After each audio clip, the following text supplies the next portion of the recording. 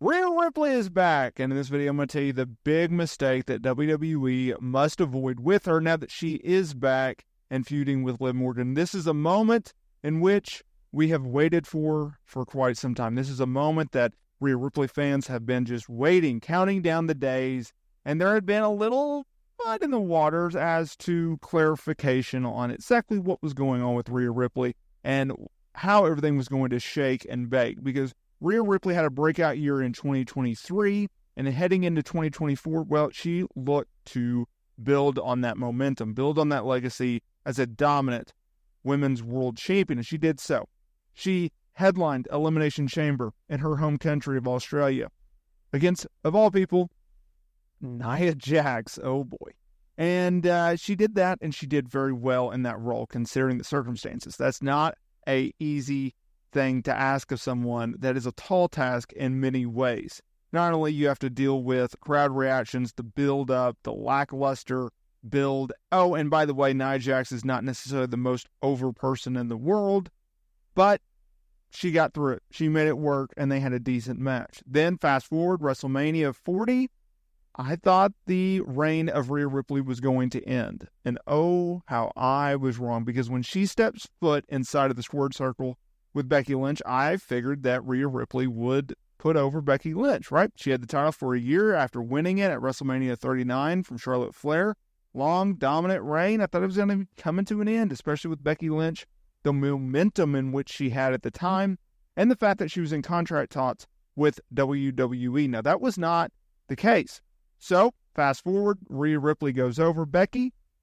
She starts a program with Liv Morgan, and she suffers an AC joint sprain in her shoulder in a backstage segment, ending that feud, which was supposed to be a one-off. Then Liv Morgan got hot. She went on a just unbelievable run, beating Becky Lynch for the Women's World title, beating her a second time in 2 nights on an episode of Midnight Raw in a steel cage match. And then there was rumblings of, okay, Rhea Ripley is going to be returning to WWE television. Okay, when is she going? Sometime around July, August. Okay, they're eyeing her and Liv Morgan at SummerSlam. Great. Then there was reports of, well, Rhea may not be cleared in time for this to happen. And everyone's like, well, then what are they going to do with Liv? What are they going to do with Rhea?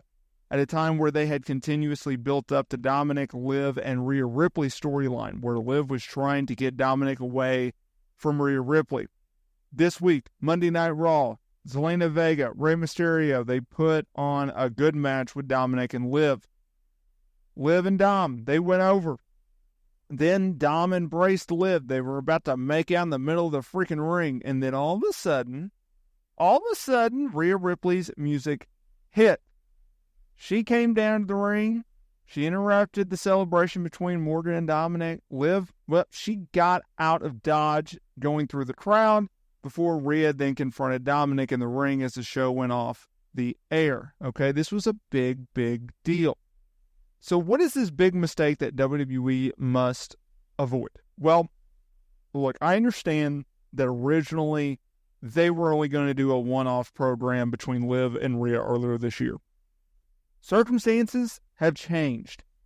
WWE has been able to build up the Liv Morgan, Dominic Mysterio, Rhea Ripley feud into the top storyline on Monday Night Raw, aside from Drew McIntyre and CM Punk.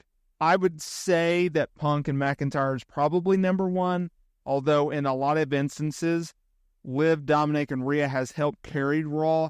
They're opening, closing shows. They're having multiple segments throughout the show, right? The mistake is this. Don't go back to, okay, well, Rhea's back. She's the babyface. She's going to get her revenge. She's going to beat Liv at SummerSlam, win the women's world title, and then they're gone, right? And Rhea's back as dominant champion. She's back with Dominic Mysterio, and Liv is back to, being used occasionally. I don't think that would be the right way to do it. Instead, I think you have Liv Morgan go over at SummerSlam. I think you have Dominic Mysterio be paired with her. I think Dominic should cost Rhea the match. I do not think this should be a one and done. I think this should be a multiple pay-per-view type feud. In fact, I think you should really, really draw this out over the course of several pay-per-view events. Now, I've pitched you do 3 pay-per-view events, premium live events, PLEs, whatever you want to call it. I think that's the route to go because you have 2 top stars. You have the most hated heel in the company in Dominic Mysterio. You're in the summer months going into the early fall where it's kind of a dead period, right? They're going to be building up to Survivor Series. There's a lot of ground that there is needed to be covered, and you're going to need big programs to cover that, right? I think SummerSlam is just the building block. Storylines are about layers, and this one has several. Why not use all of them?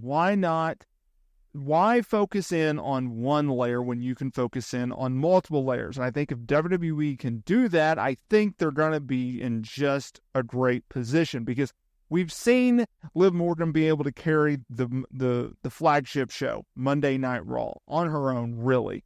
And we've been able to see the support that Rhea Ripley has with the fan base. Well, why is that? Well, they focused on Rhea Ripley as a heel and a dominant women's world champion for over a year.